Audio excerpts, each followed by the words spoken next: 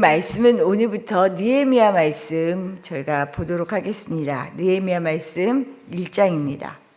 하가랴의 아들 느헤미야는 유대인이었지만 고국에서 살지 못하고 남의 땅에서 나고 자란 소위 말하면 이민 2세대, 3세대에 해당합니다.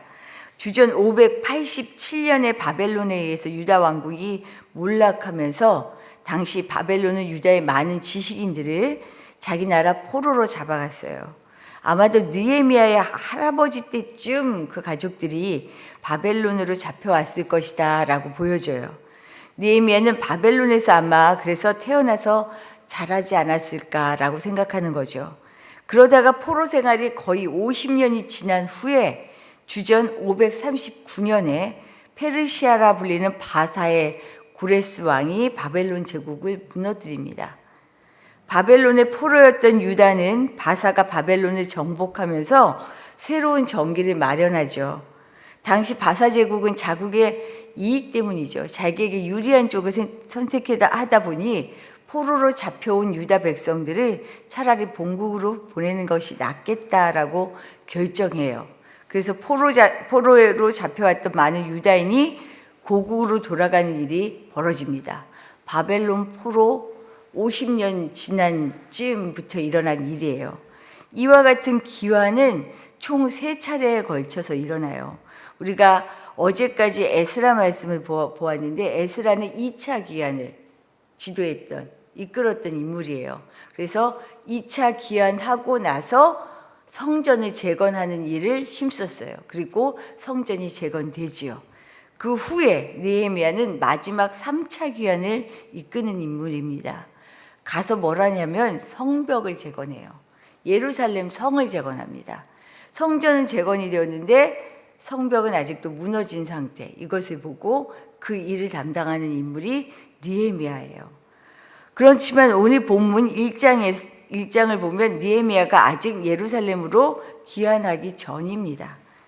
아직 바사 제국에 남아있고요. 고국으로 돌아갔던 이들 가운데 하난이라고 하는 사람으로부터 예루살렘에 대한 이야기를 들으면서 느헤미야가 이제 귀환을 꿈꾸게 되고 실제로 귀환하게 되어 하는 일들을 느헤미야에서 서술하고 있습니다. 우리 첫 번째 말씀을 볼게요. 느헤미야는 나라를 향해 진심이었습니다. 자기가 살아보지도 가보지도 못했을 나라를 향한 마음이 그 진심이 있었던 사람이에요. 이미 말했듯이 느헤미야는 유다에서 살아본 적이 없는 인물입니다. 어떻게 가봤는지는 모르겠어요. 하지만 놀랍게도 그에게는 고국 유다와 예루살렘을 향한 진심 어린 마음이 있어요. 참 신기한 일이에요. 2절 하반절을 보면 유다를 다녀온 형제 하나니에게 현재 유다와 예루살렘에 살고 있는 이들의 형편을 묻습니다. 관심이 있는 거죠. 그런데 하나니가 전한 소식이 너무 충격적이었어요. 오늘 3절 말씀입니다. 우리가 3절 말씀을 한번 다시 읽어볼게요. 그들이 내게 이르되 사로잡힘을 면하고 남아있는 자들이 그 지방 거기에서 큰 환난을 당하고 능욕을 당하며 예루살렘 성은 허물어지고 성문들은 불탔다 하는지라. 큰 환난과 능욕 가운데 있으며 성벽은 무너지고 성문도 불탄 지경, 예루살렘의 형편이 어떤지 눈에 그려지죠. 이 소식에 느헤미야의 마음이 무너집니다. 4절 말씀을 보면 이 소식을 들은 느헤미야는 수일 동안을 슬퍼하며 울었대요. 그리고 급기야는 금식하며 기도하기 시작합니다.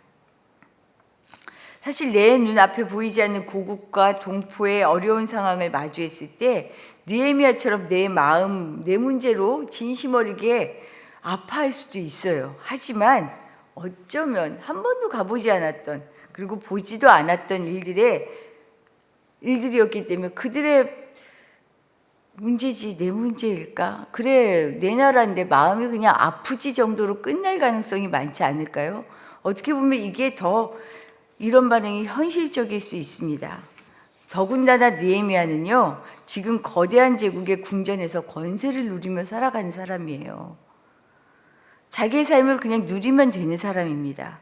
오늘 마지막 말씀 11절을 보면 느헤미야는 왕의 술관원이다라고 되어 있어요. 술관원은 왕의 음료를 먼저 시음하는 사람이죠. 독사를 예방하기 위해서. 이런 직책이었기 때문에 왕과 누구보다 가까이에 있었습니다. 그리고 그의 신임을 얻어야만 할 수 있는 일이었어요. 그러니 포로지만 충분한 권세를 누리는 사람이었습니다.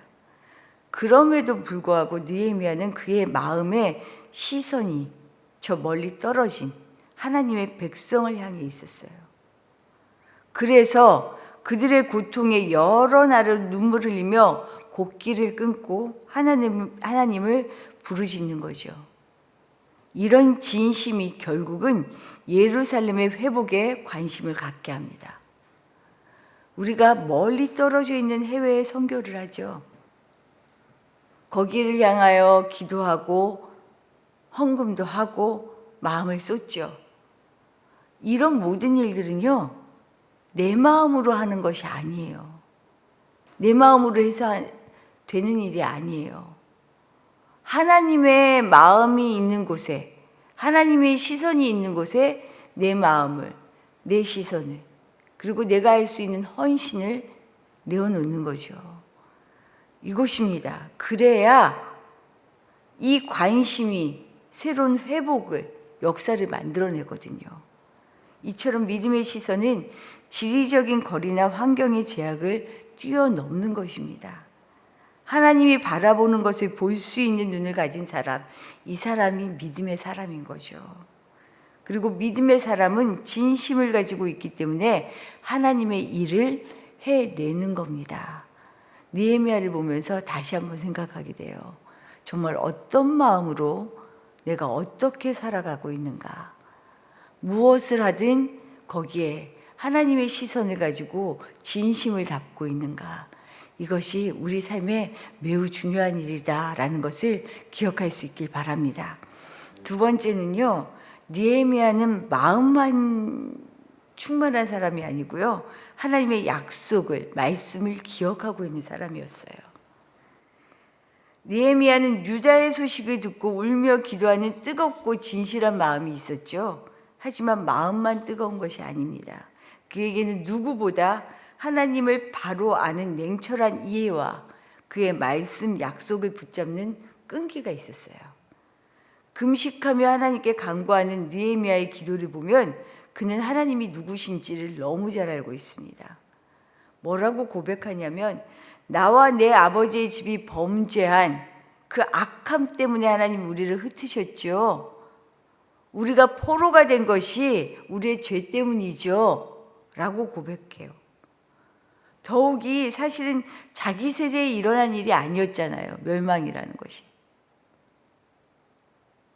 그럼에도 불구하고 나의 죄라고 고백해요. 하나님이 이렇게 우리를 흩으신 것은 우리 조상으로부터 비롯된 바로 그것이 나의 죄다라고 하는 그러한 인정을 하고 있는 거예요. 하나님 앞에 철저하게 순복하는 거죠. 맞아요. 흩어놓은 것이 우리 때문이에요. 나 때문이에요. 하나님한테 대한 원망이 아니라 순복입니다.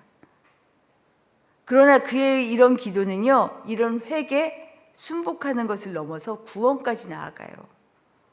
자기와 조상의 죄로 죽을 수밖에 없는 죄인임을 알기에 하나님 우리의 잘못입니다 고백하면서, 하지만 하나님은 돌이켜 그 말씀에 순종하면 반드시 회복시켜 주시는 분이지요.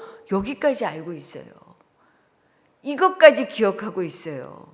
말씀의 끝이 어디에 있는지를 알아요. 심판이 끝이 아니고요, 하나님의 심판은 어디로 향해요? 구원을 이루기 위하여 심판하셨던 분이에요. 이걸 기억하는 거예요. 우리 9절 말씀 한번 볼까요? 9절 말씀입니다. 만일 내게로 돌아와 내 계명을 지켜 행하면 너희 쫓긴 자가 하늘 끝에 있을지라도 내가 거기서부터 그들을 모아 내 이름을 두려고 택한 곳에 돌아오게 하리라 하신 말씀을 이제 청하건대 기억하옵소서. 느헤미야는 하나님의 말씀에 근거하여 간구합니다. 말씀을 기억한다는 것이 이렇게 중요해요. 하나님의 말씀이, 하나님의 약속이 어디에 머무른지를 아는 것이 중요해요. 이거 안 되네, 끝이네 라고 하지 않죠. 왜요? 하나님이 말씀하셨으니까, 약속하셨으니까. 돌이키면 네가 어디 끝에 있어도 내가 다시 데려오리라, 다시 회복시키시리라는 이 말씀을 기억하고 있잖아요. 이스라엘의 불순종으로 인해 포로된 것이 사실은 하나님의 공의로운 징계였음을 인정하면서도 결국은 이스라엘이 돌아와 하나님의 계명을 지킬 때는 하나님께서 다시 회복시키신다라고 하는 이 약속을 붙잡고 있었던 거예요. 놀랍잖아요. 하나님에 대한 신뢰와 그 말씀에 대한 기억이 없으면 나라를 기억할 수도 없는 사람, 생각할 필요도 없는 사람이었어요. 어떤 면에서, 현실적으로.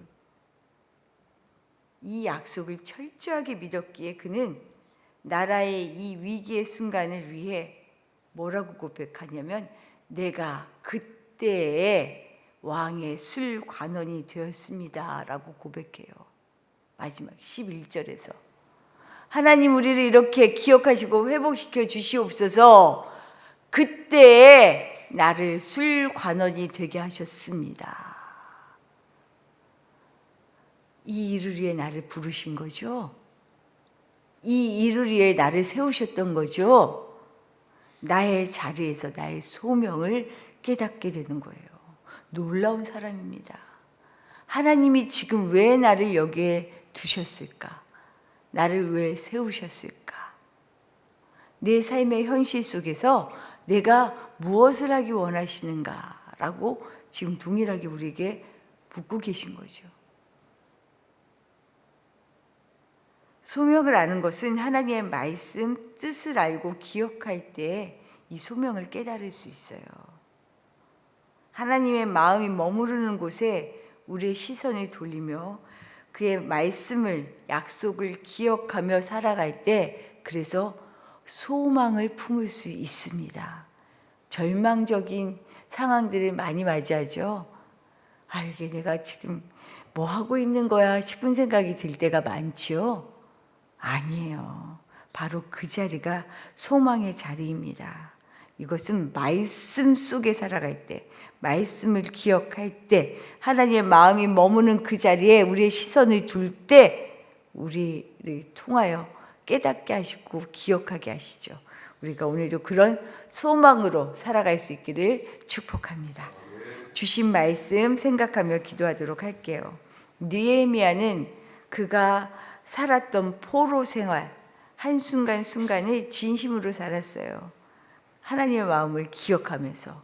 그래서 가장 위태로운 순간에 자기 모든 것을 내려놓고 자기가 무엇을 붙잡고 살아야 하는지를, 자신의 뜻을 깨닫게 된 거죠. 하나님의 뜻을.